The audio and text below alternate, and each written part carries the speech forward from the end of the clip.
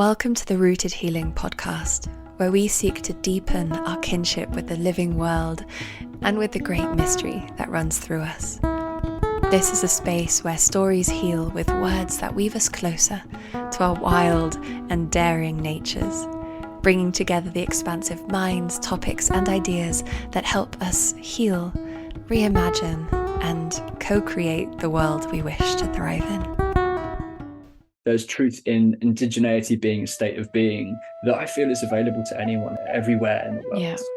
And a big part of it is about listening, about just being present and connected to the earth and the land around, and getting to know what's there, getting to know what can be provided. And Cae Mabon's just been such a special place to drop into that in a really deep way. As a founding member of Yes and Conscious Living, Lawrence Joye co-curates and runs events and retreats, as well as offering one-on-one and group developmental coaching. He is an initiate of the Mankind Project and offers men's coaching programs and workshops, as well as co-hosting men's Expedition retreats. Lawrence has been facilitating Joanna Macy's The Work That Reconnects for a number of years and is excited to be weaving this into the spaces he creates for men as well. Lawrence currently lives with his family at Cae Mabon in Gwynedd, which is where we're hosting our ancestral gathering in a couple of weeks, where he hosts and co-facilitates men's retreats as well as managing other in-house projects. This conversation spans men's work, healing the masculine, rebuilding reverence for the hearth, and exploring the often overlooked transition into fatherhood.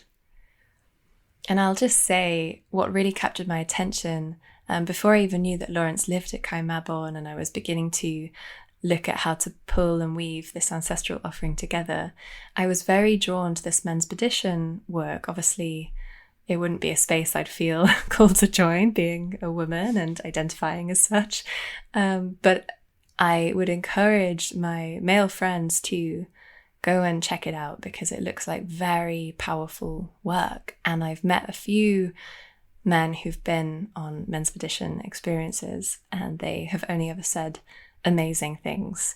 Same with Mankind Project, actually. I've had a couple of friends come back from a Mankind Project completely transformed with a totally different relationship with themselves. And I've been told that, things were able to be shared in that space and a certain level of vulnerability that they haven't even told their partners, or they haven't even told whoever their best friend, because, this work can go deeper than what we're usually able to access. But that's what I perceive. So yeah, do go check it out. I'll put all the links in the show notes. If you'd like to learn more about our ancestral gathering, which is in 2 weeks' time, as we do have 1 or 2 more spaces, head to rootedhealing.org/ancestral to learn more.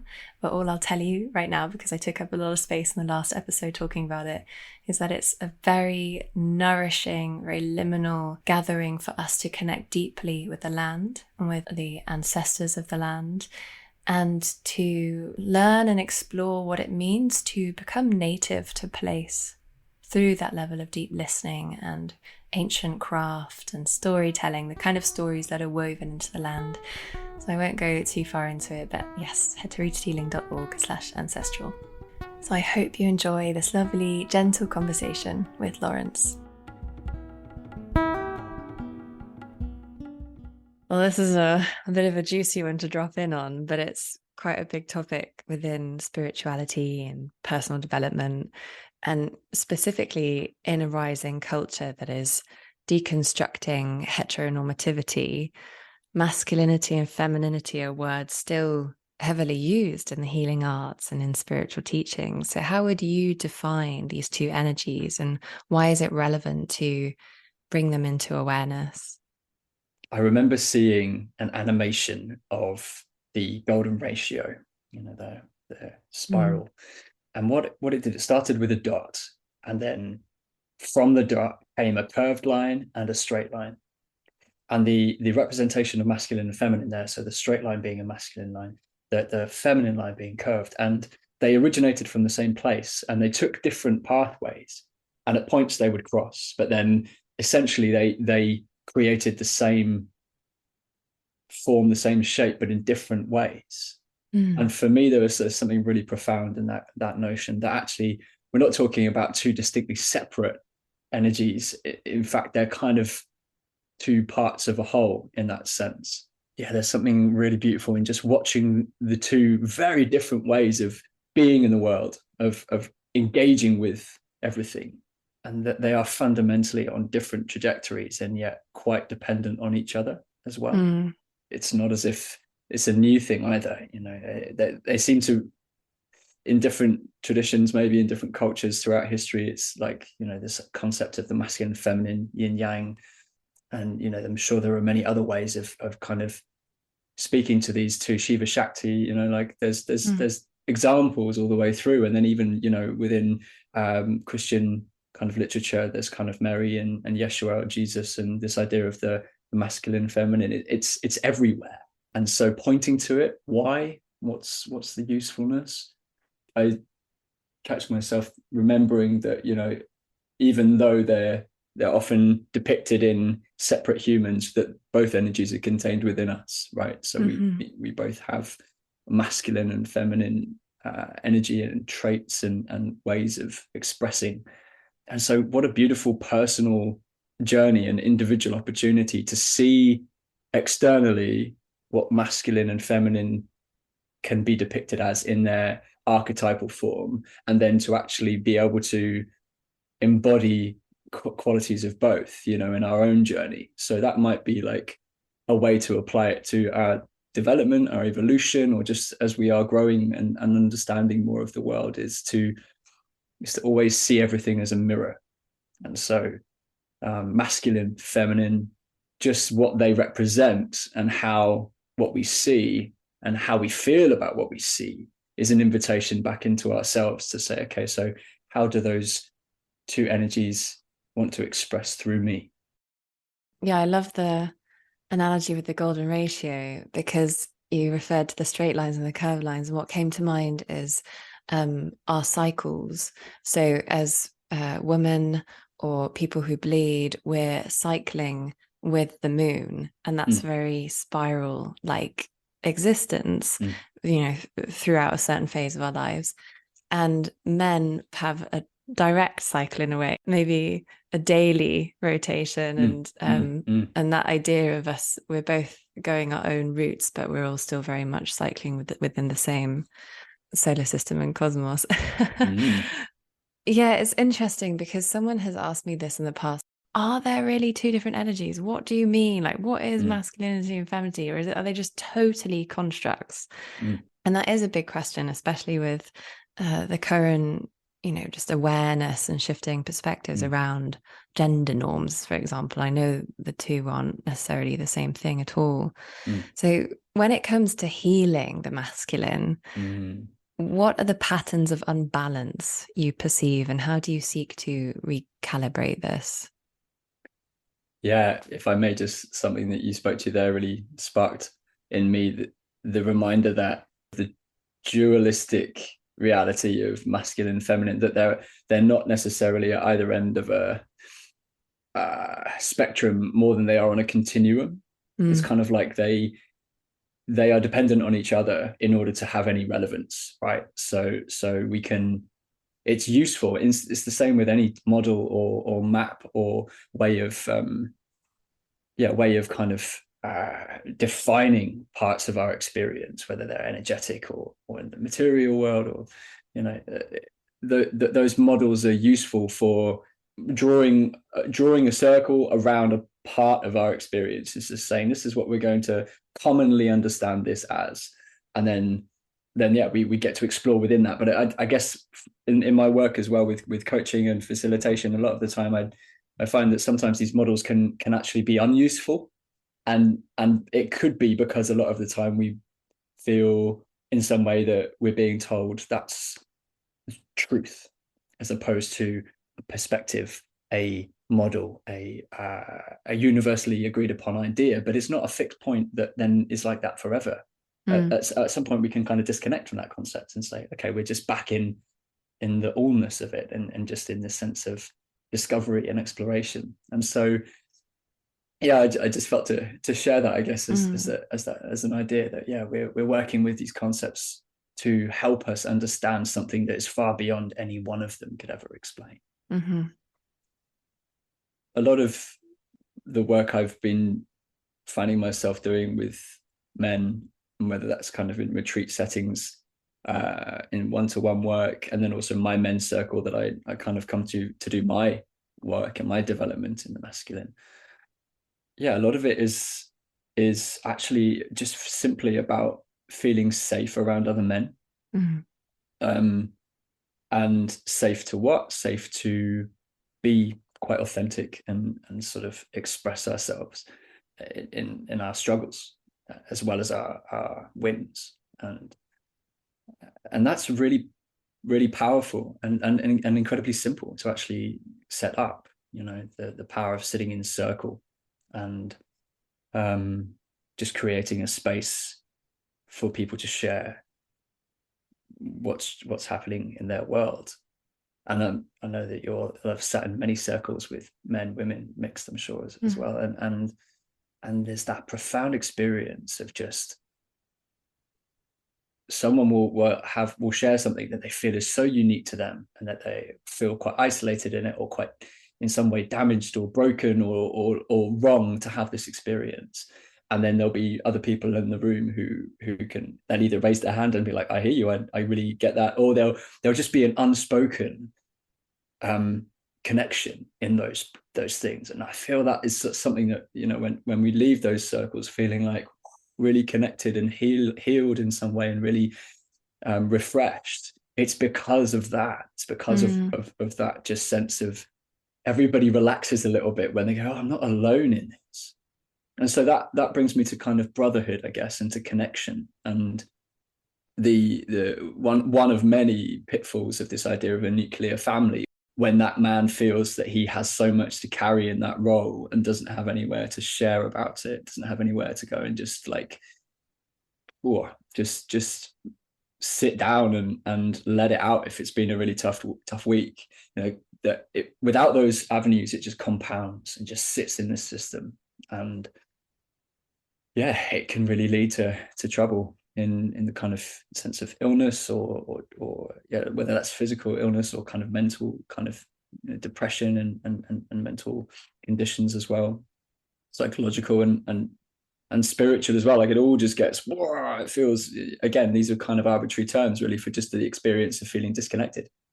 And so as I sit in circle each week with men, and then we run Menspedition retreats. And in fact, just last weekend, I ran a stag do, kind of co-facilitated a stag rite of passage, which the intention was just to create a more intentional and ceremonial experience around that, stepping into that next phase of a man's life. And in all of those spaces, the refreshing thing for a lot of men is just they can be real, and that they can be just really true and present to what it is that they're carrying, which for whatever reason doesn't feel like it's welcome in society. There are some things there, hopefully, that I've identified that, yeah, might seem out of balance in the world, but also, yeah, in terms of balancing them, just holding the space, just simply allowing that realization to arise within each man present, and trust that they'll get what they need in that space. The container, the group kind of collective holding is where the power is, because that's when it feels safe and it feels strongly held. We that's just when the opening happens naturally. We don't have to do too much. Yeah, the symbolism comes through really strongly for me as well, of the circle, and how we're sort of in a modern culture of extremely competitive, individualistic incentives and motivations within career or whatever it is, social status. And actually, the importance of coming into the circle where we're reminded that everyone is equal and everyone deserves the equal amount of space to share and be seen and to listen, and how calibrating that in itself can be I want to hear more about the rites of passage stag do thing that you and Ben have just started. It sounds really exciting. I'd love to know what have been some of the biggest shifts in your personal journey of healing the masculine within yourself. Sort of started with dipping the toe, as is often the case. Sort of went to a men's circle when I was living in Australia, and really didn't know kind of what to expect at that point. This was maybe 4 or 5 years ago. It was just very gently kind of held and very soft, and that in itself was a bit of a kind of a shock in a sense, or a bit of a surprise. It was kind of like, oh, we're probably going to be, around a fire and roaring and being men. There's this idea in my mind, and actually it was in many ways, it was that feminine. It was that kind of feminine and fluid and sort of relaxed state that we could really rest into, and then some sharing happened and some connections happened. And my time in Australia generally was a huge heart opener for me, a huge I guess it felt like a bit of a comfort and a bit of a revelation as well, into just being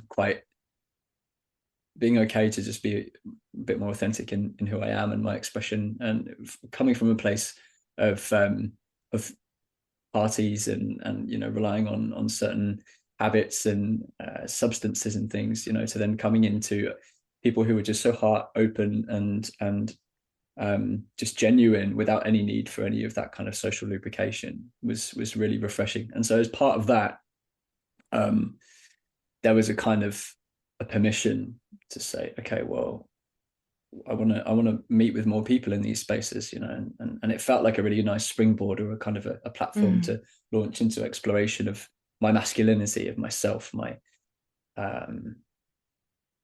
just beyond that idea of sort of man or masculine, sort of just as a human, and that natural expression there that's here. And I just was then hanging out and collaborating and sort of spending time with some really beautiful men who were really in that more kind of creative, flowing, but very open and also very, very powerful men as well in that way. I think it's something that's really fueled my men's work journey, my sort of embodying of that energy in myself, has been my relationship with my dad as well. And that's probably something that many men will that will feature in their work in some way or another. And it's ongoing for me, and it's ongoing in that way. Some milestones on that journey were probably in that realization of, like, our parents are just humans as well, and they're doing the best they can with what they have. And this shift from, there's this kind of idea of being born into the world, and they're the gods, right? They're like everything to us.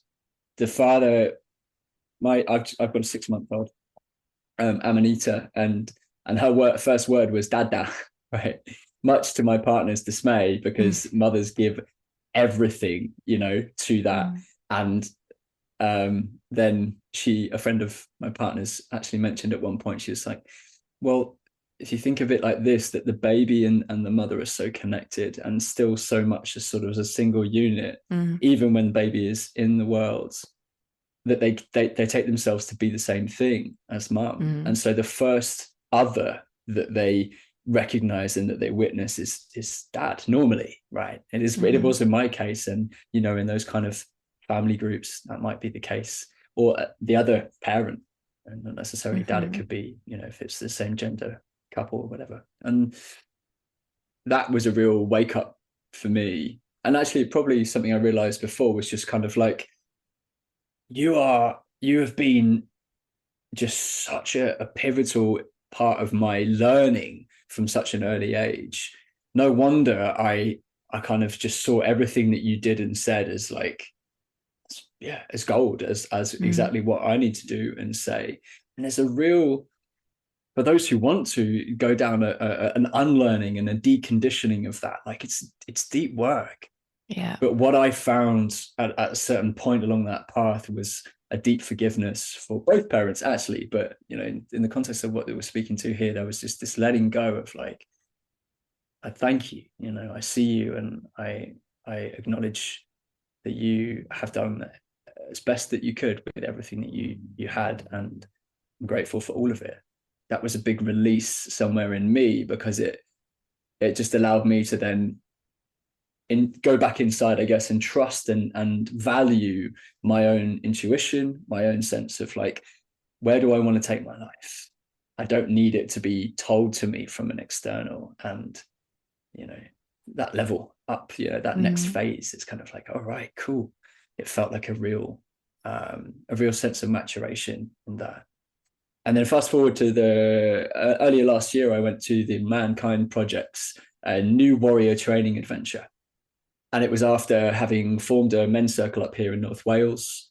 Yeah, just after landing back from Australia, there was this sense of wanting to connect to community in this part of the world where my mum's from, and where there's kind of a strong sense of ancestry and sense of, traditional ways of living and land-based living, which there are pockets of it in the UK, but there's something quite distinctive about its presence up here in North Wales, as I know you're aware. And it's been interesting kind of resting into community, resting into this concept of tribe in a way, or in just like of the elements that make up that kind of space. Meeting with a group of men has felt like a really important and powerful thing for me, for the connection, for the belonging. I'm sure there are probably people who are listening who are aware of the Mankind Project because they've been going for many, many years. I just remember at a point during that, which is it's just a very deep, very heavily curated and strongly held container where deep kind of long form ceremonial experience from start to finish, just let go and be held through it in that sense. And I just recall a point during that where I felt like super ready to be a father. And it was a father both to myself as well as like the potential of having children. And it was a deeper iteration of that same experience of kind of releasing the need for the father out there to like, actually, this is where there's this ability, there's this boy and there's this man, and they're all existing within this kind of locational space of Lawrence. And to really recognize that and also really not just understand it conceptually, but feel it and be like, I'm able to work with and tune into this sense of an inner child in myself from the perspective of a father in myself. And it's just, it was really a special thing. And also very, very fortunately that I'd had that realization because my partner was actually already pregnant. Wow. So it's kind of like, I remember getting back and being like, I'm ready to be a father. And then she took a test not long after that, and it had been several weeks. And so I was kind of like, oh, well, that turned out okay. It's almost as though your ancestors were there in that kind of ceremonial context with you and just sort of planted in, hey, you're ready. Yes. Yeah, absolutely. There was a readiness of that level. It just felt like it kind of came in from somewhere. And obviously acknowledging biologically that I'm, of an age where that's probably likely. Yeah. And there's this kind of pattern or this very natural thing that happens of like, all right, time to procreate because that's what we're here for. And yet, yeah, I know a lot of people nowadays who really are exercising their choice to have children as well. It just felt really true to me in that moment of kind of like that. I do a lot of work with archetypes in the men's work as well. And there's obviously the traditional kind of four that we often are introduced to is the lover, the warrior, magician, and the king. And there's some really great emerging work to introduce the fifth archetype of the father. And it might be that it's related to the king, and yet there's also a lot of lover in there. It fits somewhere in that mix. And so it was kind of like that came online for me. That energy came online.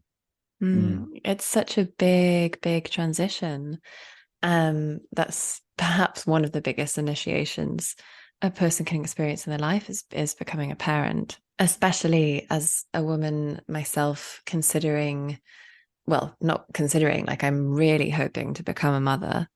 And I know that when that moment comes, that is going to be, I do not necessarily need the vision quest to bring some of the like deepest clarity and deepest sense of life and the mystery of it all. I think giving birth is going to be a pretty good taste of the lessons.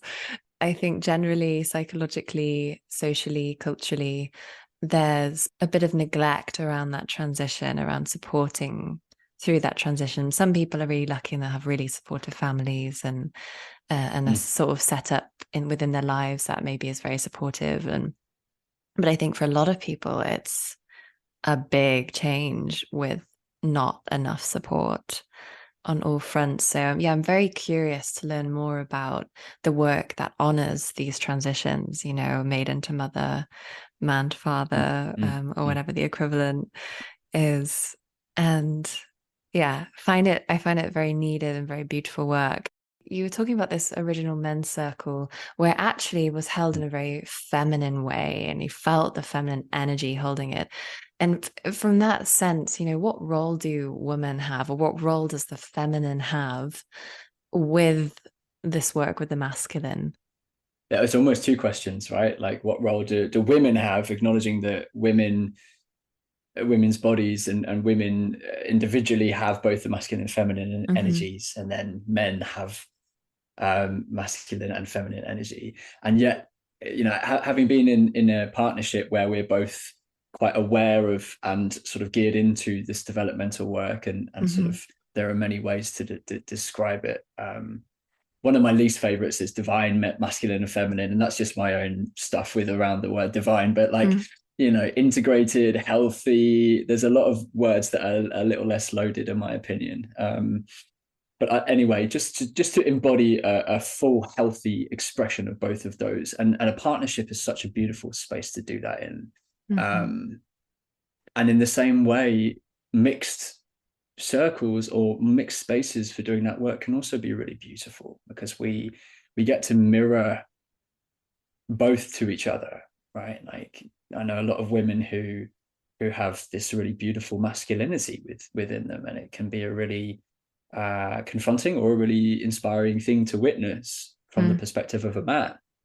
And in the same way, like, you know, I'm spending more time with men who have just got such a beautiful femininity within them, whether that's kind of creative expression or flow, or just like a lot of love and heart and openness, which, you know, traditionally is not very masculine. You know, the masculine is raw, and the role of women in men's work might be the same as the role of men in women's work, in a very practical sense, like playing with things like structure within the way we organize, and then having space to like also just flow as well, and trying on these different ways of organizing and different ways of working together, and finding the edges in those spaces as well. Like, I'm a very structured man. I really love like precision and timing and things as much as possible in my life. And I also really struggle when that doesn't happen, which is my own work around it, right? Is not necessarily being able to quite easily and naturally flow into something a bit more open and easeful when I'm in certain modes of doing, or of operation, or of planning. Yeah, it's going to be different for everyone. I think, you know, my partner is really amazing when she's in her flow state, and just like, that's when she's her most creative, and she actually she produces amazing tinctures and herbal remedies and incense blends and all these things that she makes through her business. She produces those when she's just not really thinking about it. Like, there's just this, like, goes out and forages and harvests and creates, and that is her is a very feminine expression which produces something. And for me, I think there's a learning, or there's something inside that's kind of like, you know, productivity is doing, and therefore it's quite a masculine thing, you know. And so I get to learn a lot from her about like challenging that story in myself. Yeah, I love that you've mentioned Lou and her tinctures and herbalism, and with this work, the fire seems to be such an important piece. And you sort of said maybe stereotypically, like, we'll all be around the fire and like growling or something, which I'm sure probably happens sometimes at some point. I don't know. But this role of the fire, so prominent across cultures, obviously, right? It's a massive part of the development of Homo sapiens, and our lives have really evolved around the hearth. And that brings to mind, the significance spiritually, ecologically, socially, everything about this central piece, this, in many perspectives, a spiritual essence. And so could you speak to the role of the fire, the role of the hearth? And you can relate that to the men's work, but also to the really beautiful role of preparing food within a really intentional ceremonial way, which obviously you and Lou are doing for our ancestral gathering, which I'm just so excited about. But we'll get more to that later. Yeah, the role of the hearth. The role of the hearth. I love the word hearth. Cae Mabon on the side of the woodshed is a rainbow, and then the word hearth written underneath it, and it's painted onto the side of our woodshed. And last year, we did an immersive theatre project called Glade of Dreams, and as part of the training, we had to kind of interact with our environment and create some interactive kind of immersive theatre installations. And I worked with that rainbow and that word hearth, and within that is heart and earth and hearth. There are three words within the same, and art as well, Heart. Yeah, right. So there's a fourth one in there. And so yeah, I love the word and the depth that it carries around. And it's cultural significance as well. The hearth was the heart of the home. It would have been where we came in from being outside and would dry our clothes and would then also cook our meals and would create our medicine and our potions, and it was all done in that one place. And I recall Chris Park. He's a member of Obod, a druid through and through. He works with bees as well. He's a fantastic musician, and I'm sure you know Chris. He's been on the podcast, yeah. He's been on the podcast, right? Okay, I have to go back and listen to that episode. I just loved. He brought this like a triad of spiritual wisdom from Ireland, and it's like a mnemonic. So it was a spoken, an oral kind of teaching, and one of them was hearth as altar. The other two, work as worship and service as sacrament, I think. And that's really stuck with me, especially the hearth as altar, because it's transformed the way that I often light fires in my cabin during the winter months. And even I historically have sat with a flame for meditation or for intention setting, for divination. And even the other day, doing some like bramble clearing and landscape work, we were just kind of brushing, getting it all together and breaking it all up, and then someone lit a fire, and I just felt like this, right, there's a fire now. And it was just the presence of this flame and what it could do.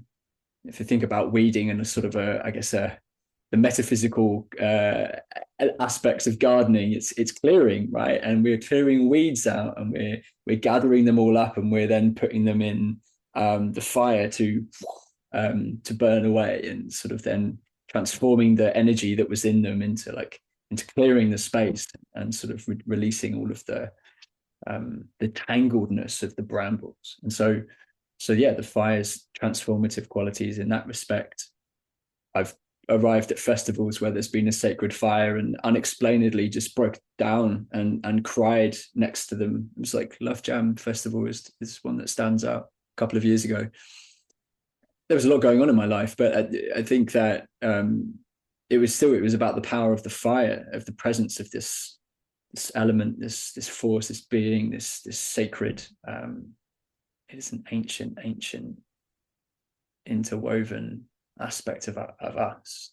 Yeah, it's so important for us that we have a ceremony around a fire, whether that's whatever ceremony that is, but obviously we're working a lot with psilocybin, but the chance to speak with that fire and to always have this just absolutely powerful anchor point and glue that really is the heart of the circle. And then you get into these really complex ceremonial etiquettes that can really dance and move around this fire in specific ways. And you and Lou have been preparing the most incredible menu for ancestral. A menu doesn't even feel like the right word. Essentially, what we've been exploring for this gathering is really honoring that sort of original harvest and the relationship we would have with it, and the time and effort and local, ethically sourced, beautiful relationship with the whole process. And you guys have sent me what this is sort of looking like, and my heart was just singing, because every day there's a drink like elderflower wine or mead, or I think hawthorn beer or something like that was on there. And there's this, I already, just reading the plan of the different broths and the different places and the different sources, just feel this absolute head to toe nourishment, and recognize how important this way of eating and relating with the land is fundamental to our sense of belonging. It absolutely is. So can you speak to the process of preparing something like this? When I received the email inquiry from you, it was a really, really awesome moment of celebration, because I'd been living at Cae Mabon for a year, and had come to learn about the local producers and growers, and also just the abundance of plants and ingredients that were just around the place. And I had a really strong intention to begin working. I'd done some catering, but it was very much the kind of, do the order, go to the supermarket, cook beautiful food and organic food, and really care for it. And yet still a menu that, could be from a different country every night, and sort of, just that typical choice and variety that we've gotten used to. And part of living at Cae Mabon, part of being in North Wales, was really just to come back and become more local. It was the work of Local Futures, Helena Norberg Hodge, and Local Futures as an organization, about localization, about coming back to hyper local resource sharing, community, real in-person interactions, and working and listening to the land. And that was an avenue for me into a bit more of a feminine connection with the land, with this idea of Mother Earth, of the provider, of the nurturer beneath my feet, who was just there, always holding, and always with medicine, with food, with everything that we need, was right there. And so I went on a real journey of connecting with that, and just the listening that comes with it. I'm just kind of always playing with how we understand indigeneity and those people that we consider to be indigenous. And it almost feels like it's a certain type of person, or it needs to be in a certain part of the world, or there's truth in that, and also there's truth in indigeneity being a state of being that I feel is available to anyone, everywhere in the world. And it's in it, and a big part of it is about listening, about just being present and connected to the earth and the land around, and getting to know what's there, getting to know what can be provided. And Cae Mabon's just been such a special place to drop into that in a really deep way. And we get our water from the river, so we honor the river. We say thank you for that water. We build the earth dwellings from the ground below the feet there, right? Like that is literally just kind of, it feels like almost like we're just kind of shifting the earth into these structures, in a sense, and then there's so much food we're growing. We're using our garden in a huge way this season, especially. We're growing a lot of food and practicing like a co-managed garden space. So yeah, all of that feeds into my deep gratitude and excitement for this opportunity, and to have Lou and myself as well be in partnership, and sort of everything that she is doing around the herbalism and the botanical beers, and she's she's doing all of the drinks. So as you mentioned, hawthorn beer, and then the elderflower wine. That's Ben, actually. We've got Ben, who's Conscious Roots. I know you two have been having some conversations, and I believe are collaborating on an epic course as well, which is really exciting. We're very excited. And so Ben coming in as well. He's in my men's circle. He's a dear brother who I've been compared to and mistaken for. We carry a similar energy and a similar way of being in the world. And he's also living at Cae Mabon and is an incredibly knowledgeable forager and incredibly intentional with the way that he harvests as well. And so he's been bringing in some of that concept, so which makes even the gathering a ceremony, right? Even just going into the woods and listening. Can I take this? Do you is there permission to harvest this in this time and in this way? And so learning from him and from what Lou's bringing with the other drinks, meadow sweet beer, I think we'll have at some point. And we've got local mead from a man who's he's kind of the well-known beekeeper in the area as well. So we've just been listening and reaching out locally to see what's available in that sense. And I think for me, that's all part of this idea of reclaiming a sense of indigeneity, which is around what's here now, listening and working with the land, but also working with the community locally and the resource that's here. And we're creating a menu which is definitely inspired by and contains lots of those ancient and traditional ways of preparing food on fire, as you said, stripping back the technology, stripping back the even the idea of like having 3 distinctive different meals in a day and being like, actually, we've got these ingredients, and that was like what we hunted or caught yesterday is what we could get from the market. That's our equivalent, right?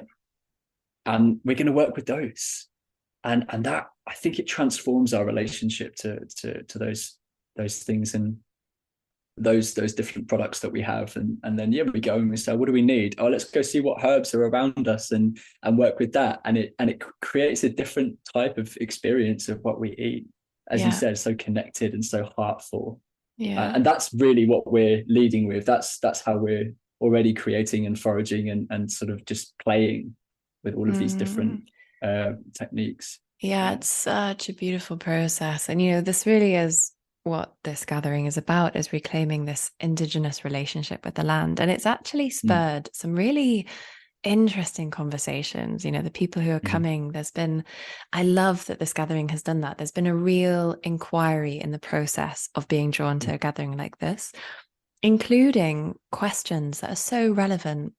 One woman who's coming, she asked, I just want to be sure, as someone of such and such heritage and with some German Jew roots, that this notion of reclaiming indigeneity isn't like from a fascist perspective, like, have you done the investigation work? And it's like, oh yeah, this is a reclaiming of our collective relationship with place and in an ancestral indigenous way. Like, how do we become native to a place?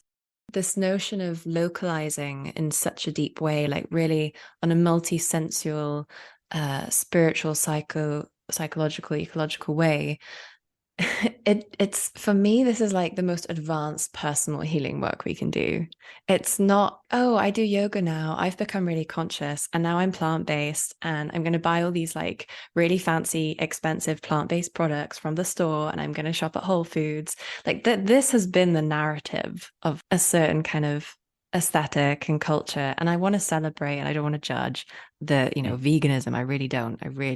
I really appreciate the efforts, and I've been vegan myself in the past, but actually like rooting into place and connecting with the farmers, the growers, the people who are making the cheese, and honoring the relationships, the ancestral relationships with land and agriculture, that when it's done in a beautiful way, this can be an amazing contribution to the environment. I had to do a massive psychological reset personally to come back into this cyclical existence with my local surroundings. I started eating venison, for example, because that felt good, that this animal has had wild space to roam. And I felt like I just needed this power animal fueling my body.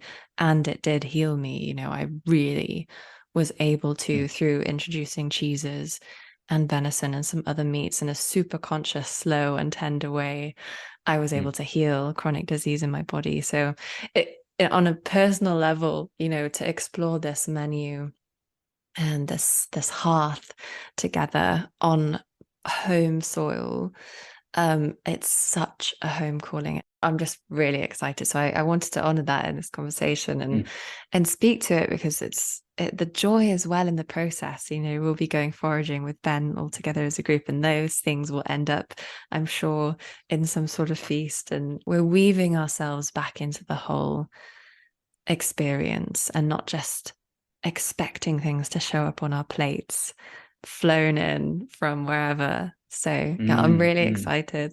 You also, like me, have a background in theatre, and you've also co-founded Yes And, which feels like a bit of a play with improv connotations. And you also are sharing the work that reconnects. So there's so much happening. I'm on a real journey of allowing something of a core or an essence of my service, my offering, my particular soul expression to come forward. And a lot of my work has in some way been influenced by the theatre and the performing. In essence, it's the presence that we can cultivate through being able to hold an audience. I bring a lot of my training in acting and theatre into facilitation. There was this real journey of how to make it less performative and less like showy and more natural, while still like understanding that there's something in theatre, probably in its kind of like raw form, and maybe even in the way it was used for ritual and the way it was used for for ceremony. It was just one of the earliest kind of forms of you know, the storytelling aspect of the ritual and the ceremony, and telling these great stories of the gods and the cycles and the great journeys of our ancestors. I think an interesting parallel that I've started to experience and that seems to continue to want to emerge is getting out of my own way with it all. There's a parallel to the journey, personal development or kind of spiritual development journey of like understanding the character or the ego or this sort of the small self, and then this within theatre, it's kind of like, actually, if I'm pretending to be a character, then it's not going to be as captivating or as genuine or as kind of true as almost just allowing it to come through, right? Allowing that. And part of Glade of Dreams, the initial training that we did with Ewan Brayok, who runs Theatre Cynefin, the art of looking at ourselves is his kind of main training weekend, and we started with that. But what it was all about stripping back from the character of ourselves, of Veronica, of Lawrence. Like, even that is a character that we're playing all of the time, and it was an invitation to kind of realize and then release that and come back to a slightly more neutral place, a slightly more blank canvas, in order to then create from, in order to allow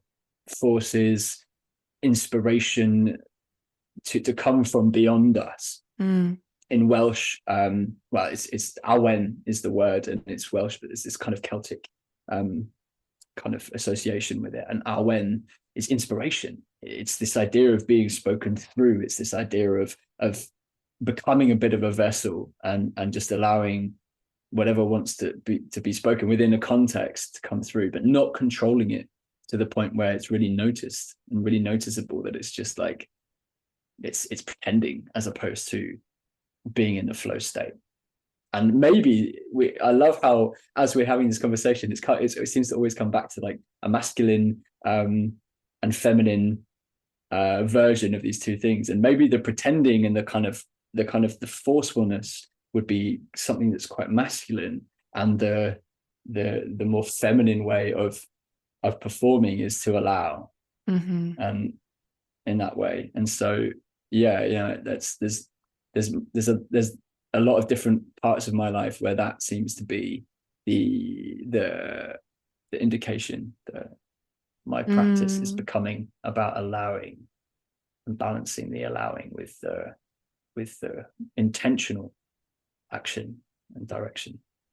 Yeah, it's absolutely the original ritual in a way. And I've read how animistic healers or shamans, for lack of a better word, were also the storytellers in many cultures, and the sort of the holder of myths, because perhaps it's just been intuitively known that these stories are representing all of the archetypes within all of us, and that through story and myth we will receive healing, whether that's personal or communal, conflict resolution, and so on. And then it also reminds me, what you've been talking about is the dreaming with Aboriginal Australians and original spirits, or creation myths, or whatever it is that can come through these performances. And they're so spectacular. You're really captivated, because you're not just watching actors who've memorized lines and they kind of know that they're doing this and then they're doing that. You're watching something that's potentially absolutely inspirited, like almost possessed, and that's fascinating to witness. Where whatever your beliefs are, to just be in that energy, I think's really captivating. So yeah, there's so much, and I want to hear more about the work you do with treading the spiral path and the work that reconnects, but it's going to have to be another time, because we just had too much ground to cover. A big theme and pattern I notice in men is that of avoidance, and whether that's avoidance of emotion, avoidance of commitment. What thoughts do you have on it, and how can we just collectively tend to these wounds, especially within the context of, I think, relationship and family and friendship as well? Yeah, lack of readiness, it could be indicated there. If we're avoiding something, is it because whether it's conscious or unconscious, there's just a lack of readiness and a lack of resource? And that brings me to the re-emergence of more healthy rites of passage and into different phases of life. I've just come into touch with the work of Bill Plotkin and eco-psychology stuff that he brings. And one thing that's really stuck with me and that I'm really wanting to delve more deeply into with his work, but also more generally as a concept in life, because I've seen it represented in other models, like integral stages of development and kind of that model of ego development, self-development as well, really speaks to this same notion that at each stage of our life there are tasks to complete, or there are there's work to be done. Essentially, there are things to do and see and realize. And if they haven't really fully been integrated or fully been realized in some way, they can be like a weight, or in some way they can keep a part of us from actually being able to step into the next phase of our journey, to be able to step into the next part of our development, in that sense. And so I wonder if there's something about a lack of options or presence in people's lives of ways to become more resourced for these transitions. I'm realizing a lot within men as well.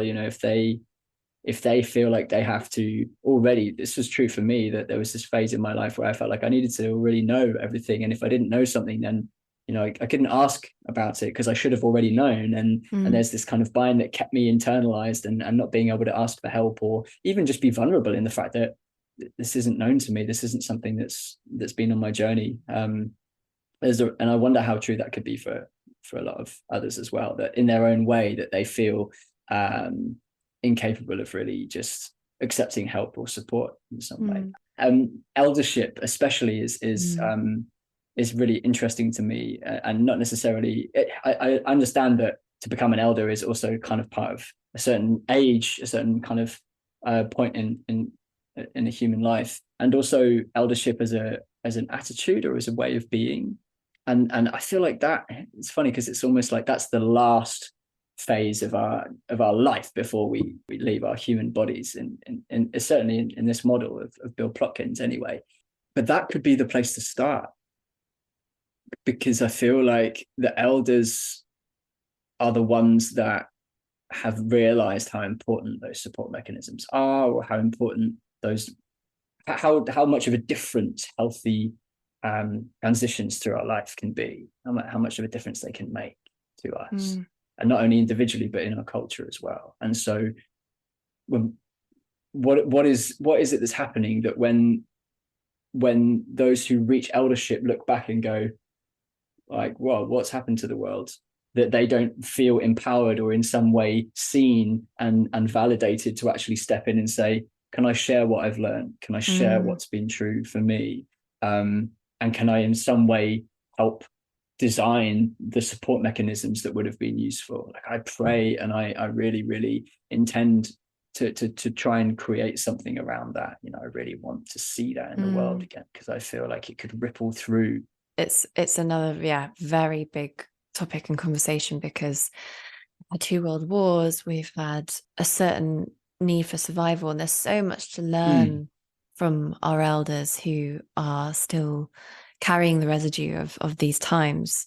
And also, I just recognize you have to sometimes receive that wisdom through frameworks that are also very offensive and triggering, if that makes sense. You know, we've just had such drastic change generation to generation, and so it's finding and creating reverence for the elders, where also they're ready to hold that role, with, you know, as much non-judgment as they can manage. I fully hear you, because my granddad, like, he would just not fucking understand a lot of what I'm doing, or like, and I think that's probably true of generational, you know, on that level, that there's just this like completely, there's almost a culture shock within that, you know, like to look back and go, they're doing what these days, you know. You hear that, it's ingrained within our kind of, I guess, you know, there's a humor to it as well, you know, back in my days, so I hear a lot. But you're right. It's going to begin with a certain amount of tolerance that the world will change. And at the same time, the stories will keep changing. The surface form that they take and that our culture takes will change. And yet, I think so much of what we've been speaking to, and so much of the deep and powerful work, is to find the ways that we connect beyond those stories. Find the ways that we can be our own generations. We can just have that kind of expression, and we can just allow culture to evolve. But that's not where we're connecting, I guess is what I'm trying to say. It's kind of like all of that can change, and the power and the medicine is in realizing that as that all does change, there's also a part of us that isn't changing. It's almost like in each of us, there's something we can recognize beyond that level. And maybe there's some real power in finding our way back to that. Absolutely. Something my therapist said to me is, she's made up this word presently, and she says, you know, a lot of this work is learning the art of being presently. And what she means by that is, whoever you're with, whatever you're doing, to really meet the people at that capacity, but still with all the love and the presence that you can muster, you know. And it's relative to this generational thing of having parents, in my situation, well, a particular parent and a stepdad,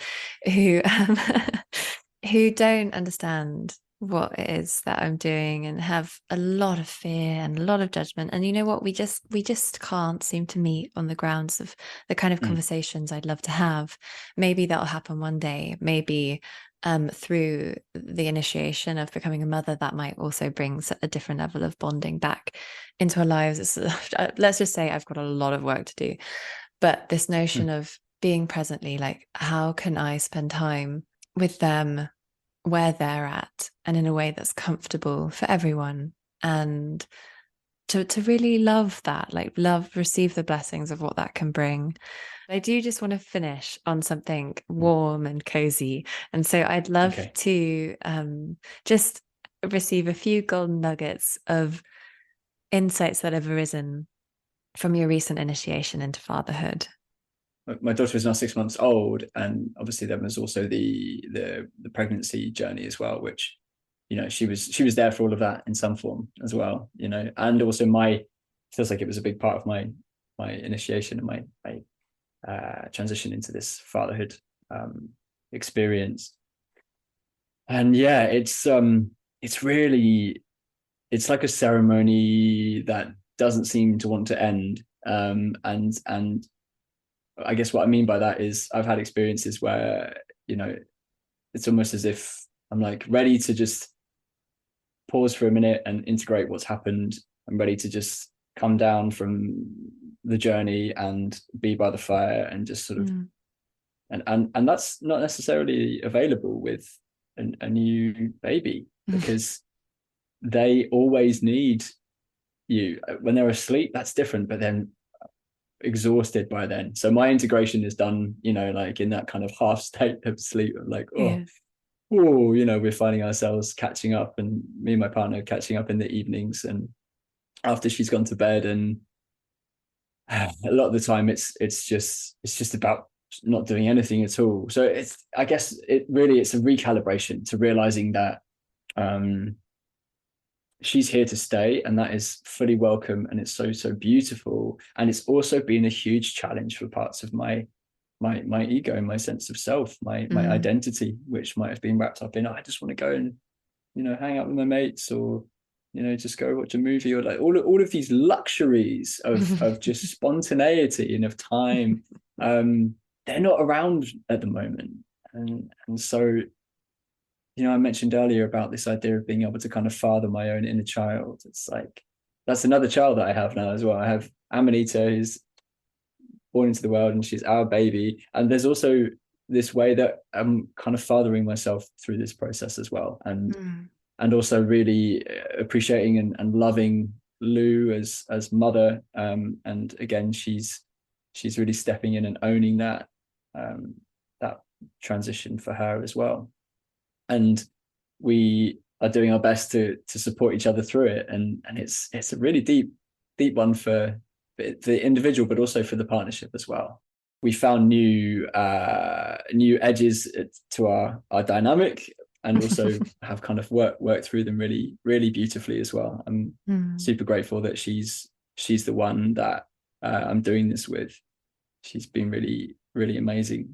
Yeah, like the love that's there is so amazing. Amanita's kind of like my best friend and my daughter, and just this like amazing presence in my life. And some days I look at her and she looks like my grandmother, not necessarily my grandmother, but a grandmother. Like babies are crazy. They're like cosmically just this presence. And she comes to our community meetings that we have, and she'll sit on the sofa, and she looks like the wisest in the room. She's just sat there looking at everyone, all these weird adults doing their silly adult stuff, and it's such a beautiful mirror. I'm kind of just like, you're onto something there, baby. Like, don't ever lose that. That is beautiful and precious, and such a really lovely reminder.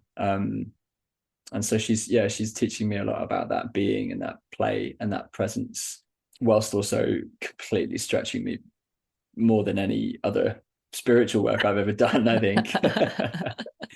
And really, in the men's work, there's this invitation into joy, and it's kind of connected to the work that I'm doing. It's about the king archetype, but I think the king overlap here. There's something in the joy that I'm accessing through my relationship with Amanita, with my daughter, and also with Lou as well. Our collective experience of, in fact, we actually literally changed our last name to Joy, Joye, because it's kind of a combination of our two last names, and we wanted to do that as a way to acknowledge our sense of unity and union, and also to allow Amanita to have a last name that was neither one or the other. It wasn't coming down from just the paternal line. It was coming from something that we'd co-created. And so we became the Joys. Are always seeking to really embody and stay connected to that, because it can really help in those moments where like everything's just mad and no one's slept, and everyone's energy and everyone's state is kind of influencing each other, and it just becomes this cauldron of intensity we live in a 1-bed cabin as well. So it's kind of just like, yeah, there are these moments of just like, what the fuck's going on? Which also happen in deep ceremony sometimes as well. So the joy and the play, the adventure that this is and that it all is, and staying connected to that, I think is really, it's important, and something I'm constantly reminding myself of. It's really beautiful to hear it and to talk about these things from the lens of really exploring ourselves and exploring life. And I'm excited. I really hope I get to experience it. But yeah, it sounds like quite the ceremony, parenthood. Thank you so much. Yeah, thank you, Ronnie. Thanks for all of your work, and yeah, for coming to Cae Mabon and feeling to bring something really special to that land. I'm really looking forward and really honoured to be part of it.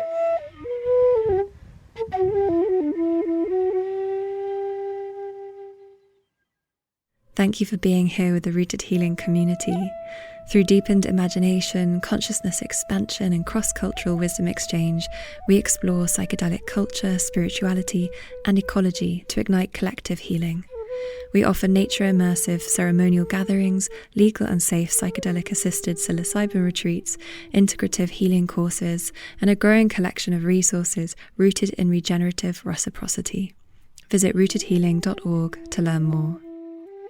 Please do consider joining our Patreon community, where you can gift forward and support our work in exchange for bonus material, book and gift giveaways, meditations, workshops, episode transcripts, community discussion, an array of resources from our guests, and discounts to our events. Your monthly contribution, which can be as little as £2 a month, helps us cover the costs of running the show, and our hope is to gather enough abundant gifters to afford professional audio productions so that we can free up more time to focus on gathering together in person, which is the heartbeat of our work.